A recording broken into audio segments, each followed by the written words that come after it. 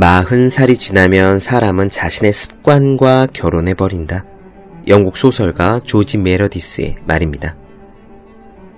공부를 전업으로 하는 시절에는 깨닫기 어려울 수도 있지만 공부는 학생 시절의 전유물이 아니에요. 직장을 다니고 자기 사업을 하고 아이를 기르고 고장난 컴퓨터를 고치는 모든 것은 사실 공부 아닌 것이 없습니다. 우리는 평생 자료를 찾고 요점을 파악하고 문제를 해결하면서 살아가거든요. 그 모든 것들이 전부 공부입니다. 그렇다면 그때 발휘되는 공부의 능력이라는 것이 과연 무엇이냐? 다르지 않아요. 학생 때 하던 습관 그대로 텍스트를 읽고 내용을 이해해야 하는 겁니다. 학교 다닐 때 무엇이든 대충 읽어 넘기던 사람은 냉장고 사용 매뉴얼을 볼 때도 그럴 거고요. 꼼꼼히 보고 착실하게 정리하던 사람은 영수증을 처리할 때도 그럴 겁니다. 즉, 학생 때 잘못 들인 공부 습관은 평생의 골칫거리가 된다는 이야기죠. 따라서 공부해야 할 때 제대로 해야 합니다. 학교에서 배운 지식은 대부분 잊어버릴 수 있지만 그때 잡아놓은 공부 습관은 평생 우리들을 따라다니니까요. 책상에 놓기만 해도 공부하고 싶어지는 365 혼공 캘린더, 공부 습관은 평생 당신을 따라다닌다 의 한 대목으로 시작합니다.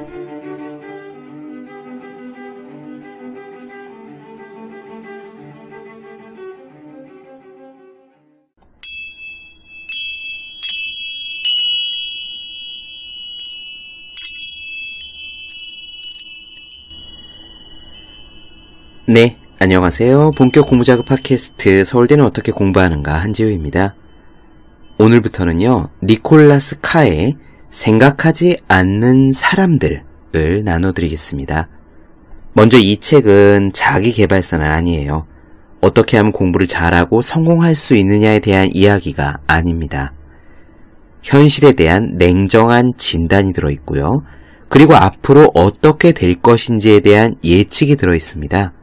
하지만 우리는 모든 이야기 속에서 어떻게 하면 우리가 더 나아질 수 있는지, 더 행복해질 수 있는지, 그리고 한정된 삶에서 더 중요한 것에 집중할 수 있는지를 그 힌트와 답을 찾아낼 수 있습니다. 마치 현재 밥을 먹는 식단이나 라이프 스타일, 음주, 흡연 습관 등을 알고 그것을 진단할 수 있다면, 그래서 앞으로 우리의 건강이 어떻게 될지를 예측할 수 있다면 당장 지금 어떻게 행동해야 되는지 알 수 있는 것처럼 말이죠. 이 두꺼운 책 생각하지 않는 사람들의 요지를 간단히 이야기하면 이래요. 인터넷의 사용이 일반화된 이후에 사람들은 생각하는 능력을 잃어버렸다는 겁니다. 이 책이 나온 것이 2010년의 일이니까 지금은 인터넷 사용이 더 일상의 구석구석으로 밀고 들어왔습니다. 이른바 사물 인터넷이죠. 밥솥에게 밥을 짓도록 시키고 청소기가 스스로 돌아가도록 인터넷으로 시킬 수 있잖아요. 거기다가요, 사람들이 생각하지 않도록 만드는 데 일조하는 한 가지 단계 더 나아간 존재가 등장했죠. 바로 AI, 인공지능입니다. 인공지능 스피커만 봐도요, 내가 좋아할 곡을 알아서 틀어주고 또 아이폰에 있는 시리는 우리의 물음에 답합니다. 시리야, 이 노래 제목이 뭐니? 하고 묻지 않습니까? 이렇게 기술이 발달되면서 우리는 점점 생각할 필요가 사라집니다. 마치 지금 흘러나오는 이 곡은 신해철이 무한궤도라는 팀명으로 대학가요제 무대에서 88년도에 부른 그대에게야 라고 내 머릿속에 기억해둘 필요가 없는 거죠. 문제는 인터넷과 인공지능 그리고 모바일 기기들처럼 이런 기술의 발달들이 실제로 우리 뇌를 바꾸고 있다는 겁니다. 그 바꾸는 방향이요. 생각을 덜하고 생각을 얕게 하고 생각을 이어가지 못하게 하는 방향. 즉, 우리가 멍청해지는 방향으로 가고 있다는 것. 그것이 문제입니다. 먼저 니콜라스 칸은 이 책에서 유명한 미디어 학자 맥루언의 예언으로 시작합니다. 마샬 맥루언의 미디어의 이해라는 책은 굉장히 유명하지만 끝까지 완독한 사람은 정말 적을 거고요. 완전히 이해했다라고 자평할 수 있는 사람은 정말 극소수일 겁니다. 솔직히 말씀드리자면 저도 미디어의 이해를 절반 정도 읽었어요. 여름 휴가 때 읽었는데 페이퍼백판으로 주석이 굉장히 많이 달린 미디어의 이해가 있거든요. 이해하려고 그 주석까지 꼼꼼하게 읽어가며 나갔더니 읽는 속도가 굉장히 느렸답니다. 그래서 절반 읽고 덮었는데 결국 다시 못 폈어요.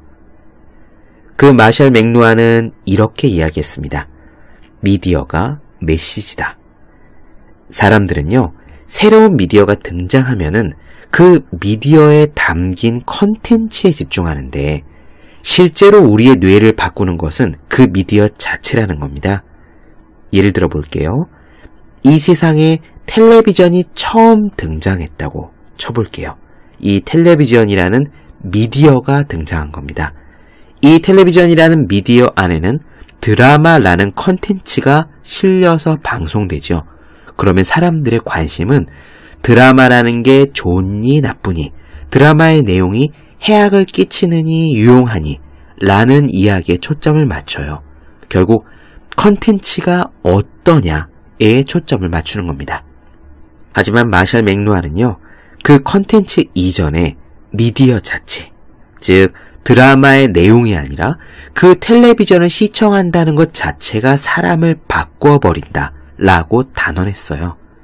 텔레비전을 보고 듣는 동안 우리의 뇌가 변화되어 버린다는 얘기입니다. 텔레비전과 마찬가지로 이 인터넷도 인터넷을 통해서 우리가 볼 수 있는 일배가 나쁘고 피가 넘치는 하드코어물이 나쁘고 야동이 나쁘기 이전에 그 인터넷 자체가 인터넷을 사용하는 우리들의 사고에 영향을 줄 것입니다. 니콜라스 카의 이 책 생각하지 않는 사람들은요, 인터넷판 미디어의 이해라는 평을 듣는다고 해요. 저는 이 책을 읽으면서 수차례 고개를 끄덕였습니다. 그리고 한편으로 두려워지기도 했어요. 그럼 오늘 이야기 시작하겠습니다.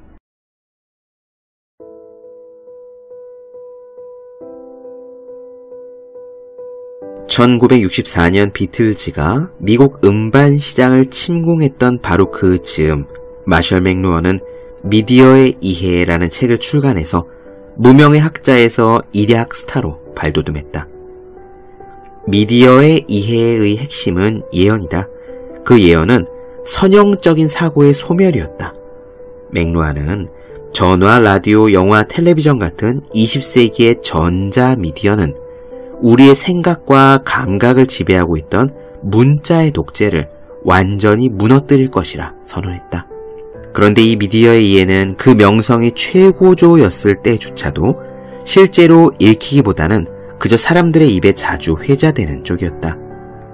오늘날 이 책은 일종의 문화적인 유물로 대접을 받아 대학의 미디어 관련 수업에서 흔히 사용되고 있다.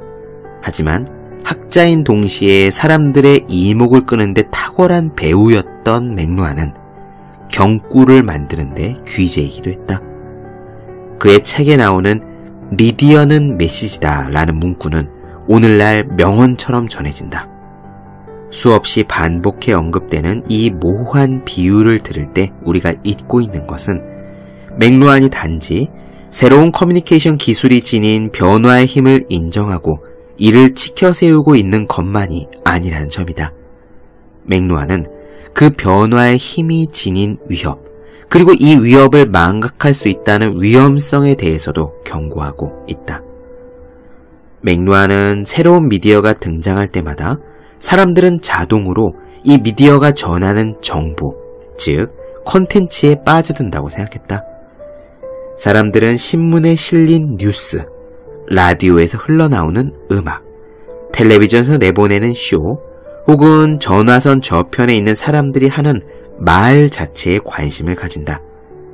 아무리 놀라운 미디어 기술이라고 하더라도 이 기술을 통해 전파되는 내용물, 즉 뉴스가 전달하는 사실이나 오락, 강의 등에 몰입하다 보면 기술 자체는 금방 잊혀지곤 한다. 흔히 미디어 효과의 장단점을 둘러싼 논쟁을 시작할 때 문제가 되는 것은 미디어가 전하는 콘텐츠다. 미디어 옹호자들은 그 효과를 찬양하고 회의론자들은 깎아내린다.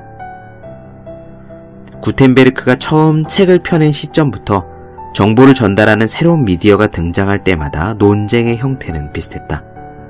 옹호자들은 그럴듯한 논거를 바탕으로 신기술이 가져온 새로운 콘텐츠의 홍수를 찬양하고 이를 두고 문화의 민주화가 실현되는 신호라고 입을 모았다.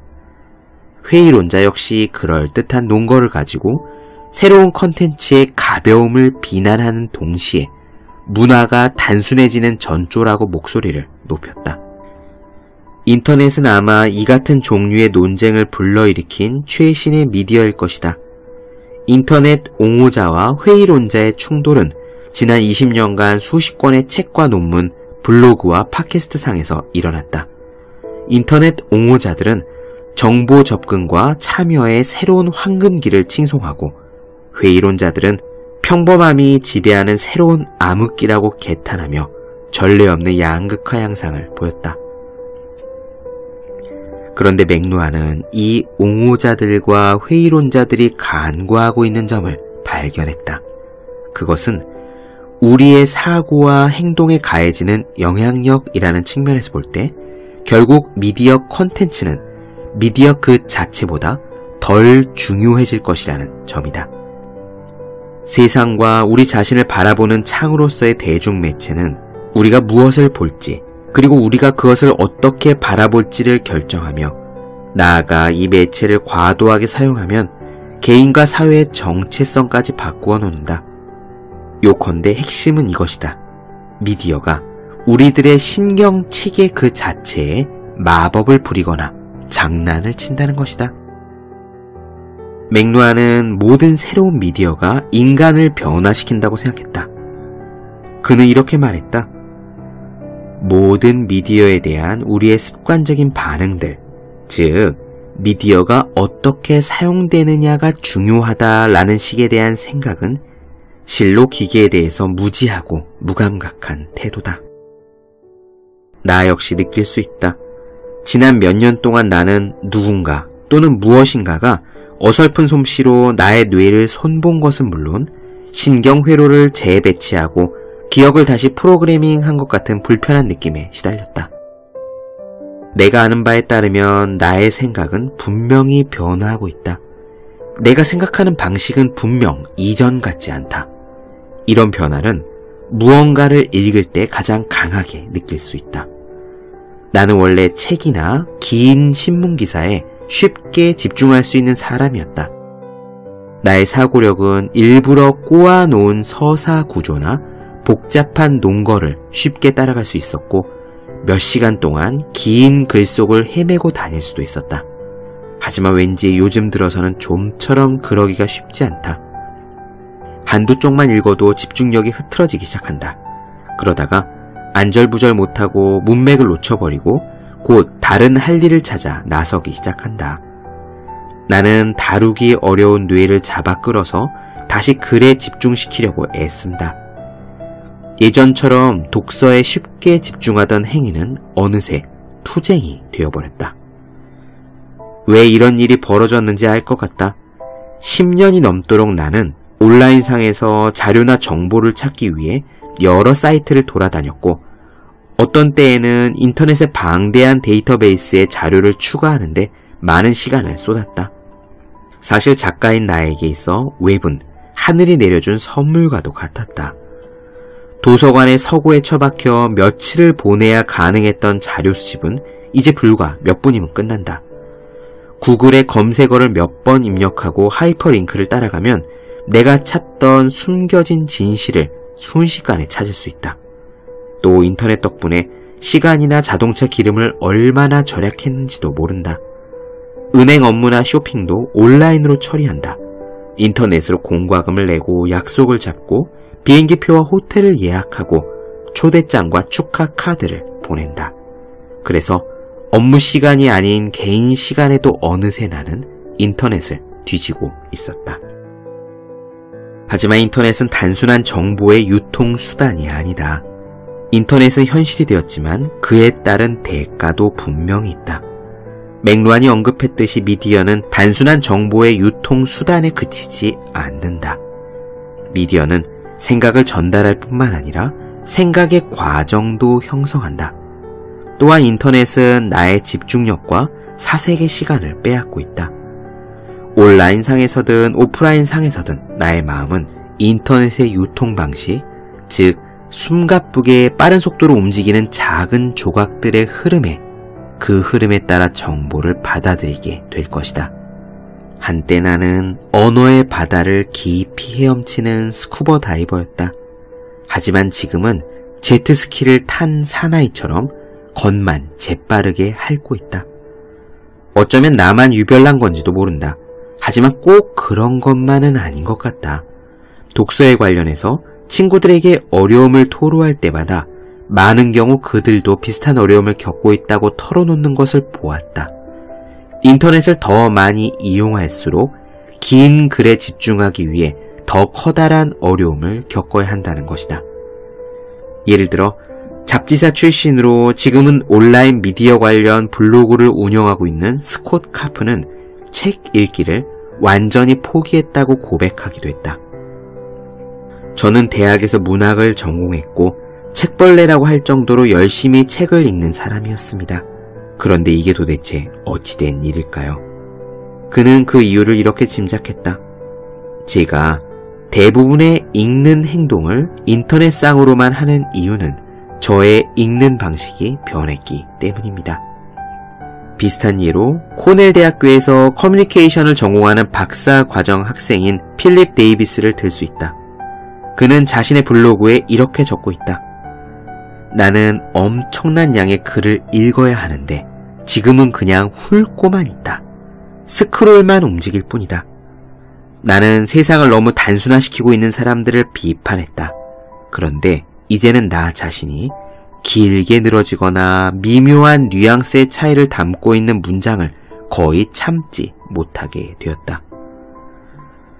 둘 다 탁월한 글쓰기 능력을 지닌 데다가 고등교육을 받은 사람들이다.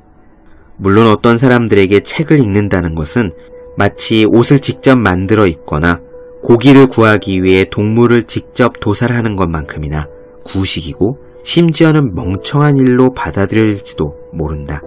플로리다 주립대학교 학생회장 출신으로 로드 장학금 수상자인 조 오션은 자신은 책을 읽지 않는다며 대신 구글에 들어가 관련 정보를 신속히 찾는다고 말한다. 철학을 전공하고 있는 오션은 구글 북서치를 통해 1, 2분 만에 필요한 정보를 골라낼 수 있는데 굳이 문자로 가득한 책장을 넘길 필요를 느끼지 못하는 것이다. 그는 가만히 앉아서 첫 장부터 마지막 장까지 책을 읽는다는 것은 말도 안 되는 일이라며 웹을 통해서는 필요한 정보를 더 빨리 찾을 수 있는데 그거는 시간을 허비하는 셈이다 라고 단언한다. 그는 또한 온라인에서 능숙한 사냥꾼이 되는 법을 배우면 책은 불필요하다고 주장한다. 하지만 과연 그럴까? 나는 원래 굉장히 얼리 어답터였다. 컴퓨터가 처음 나올 때부터 주기적으로 더 나은 버전의 컴퓨터를 업그레이드하며 지금까지 사용해왔다. 그런데 내 안에 정보의 천국에 대한 의심의 뱀이 기어든 것은 2007년쯤 어느 날이었다. 인터넷이 나한테 더 강력하고 광범위한 영향을 미치고 있음을 깨닫기 시작했던 것이다. 많은 시간 컴퓨터 스크린을 주시하며 보내는 것은 적절한 행동이 아니라는 생각이 들었다. 나의 뇌가 기능하는 방식이 바뀐 듯했고 나는 한 가지 일에 몇 분 이상 집중하지 못하는 무능력함을 걱정하기 시작했다. 처음에는 나이가 들면서 머리가 무뎌져서 일어나는 현상이라고 생각했다. 하지만 나의 뇌가 단순히 일시적으로 표류하는 정도가 아님을 깨달았다. 나의 뇌는 인터넷이 제공하는 방식으로 정보가 제공되기를 바랬고 더 많은 정보가 주어질수록 더 허기를 느끼게 되어버렸다.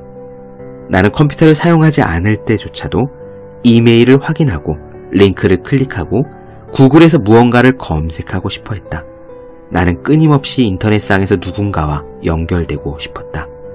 요컨대 나는 옛날에 있었던 나의 뇌를 잃어버린 것이다.